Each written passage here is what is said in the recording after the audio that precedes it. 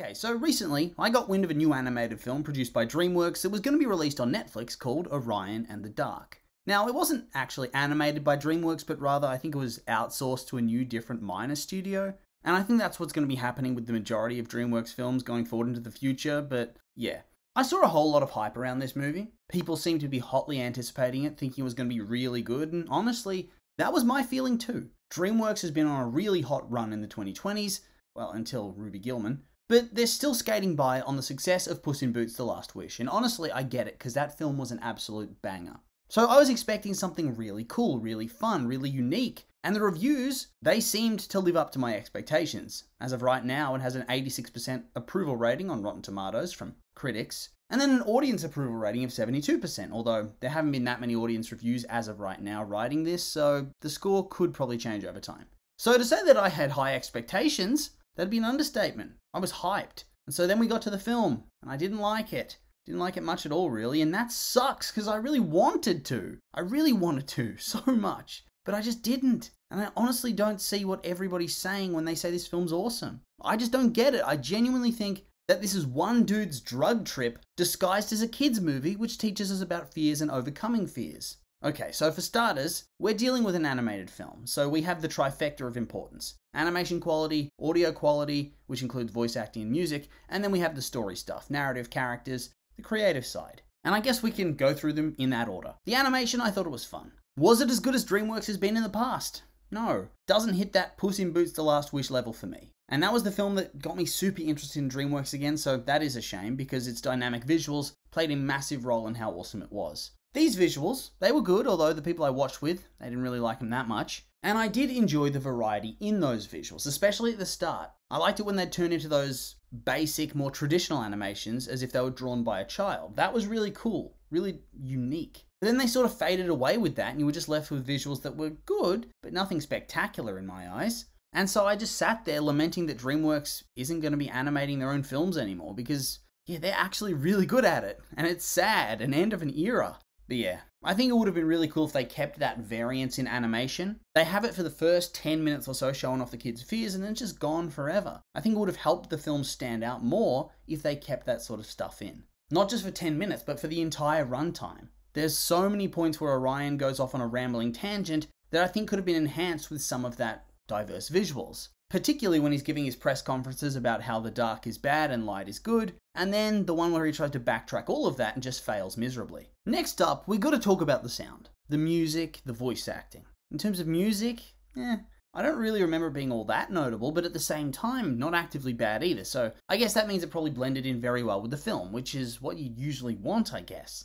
You want it there to enhance the audience's emotional response to things. And I think it might have done that. But for me, in terms of audio, where this film really did shine was its voice acting performances. Like, once again, voice acting in these sort of films, it can be really hit or miss depending on what's going on. That's starting to happen less and less now, but I have seen so many movies in the past where it's clear that they've paid big bucks to get some big names to draw audiences to the movie. And these big names, they have well and truly phoned it in for the easy payday. But here, I think everybody did a really good job, especially the two leads. They were a really engaging duo, and they drew you into the story and their dynamic. But yeah, so right now, based on those two factors, we have a good film. Nothing to write home about. Nothing really stands out to me as being top tier, but it's a good film that I'd enjoy as long as the story's passable. But for the film to move up to the top tier, it needs a really good story. And I think for a lot of people, this film does have a really good story, good characterization. But in my eyes, and I can feel like this is probably an unpopular opinion, it just didn't do it for me. It didn't land, it didn't work. I honestly thought it was rather sloppily done. Okay, so I liked it in theory, and I enjoyed what they tried to do. They're trying to craft a story that teaches that fears are normal, and that whilst you don't always overcome them necessarily, or fully conquer them, you can learn to live with them and even embrace the things that you once, or sometimes still do, find scary. And so the early part of the film is very cool. It sets up the kid, his endless list of fears, gets a bit bleak when he ponders the potential oblivion of death, which was definitely a massive bummer for me sitting there in the dark watching this. Yuck, way to kill the mood of this funny kids film. Ow! You threw off my groove. I'm sorry, but you've thrown off the Emperor's groove.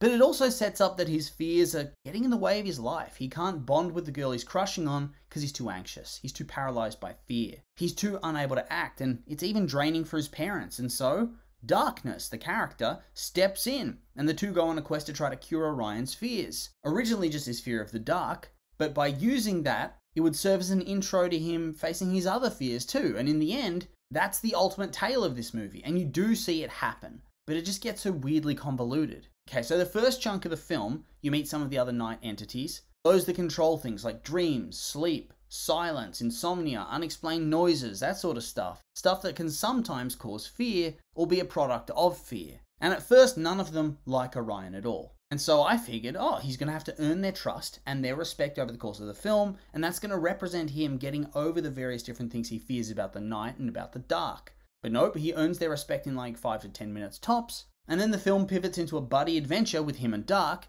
until his daughter from the future points out that her dad's story is a bit silly as the conflict was resolved so easily. And so, Orion randomly starts hating on Dark, turns his friends against him, and then drives him to suicide. Yes, this actually happens in the film. And so then it becomes a horrible, bleak apocalypse film where the sun never sets and there's no dark at all. Orion's riding a giant turtle for some reason in the middle of the sea, and his future daughter comes from the future somehow.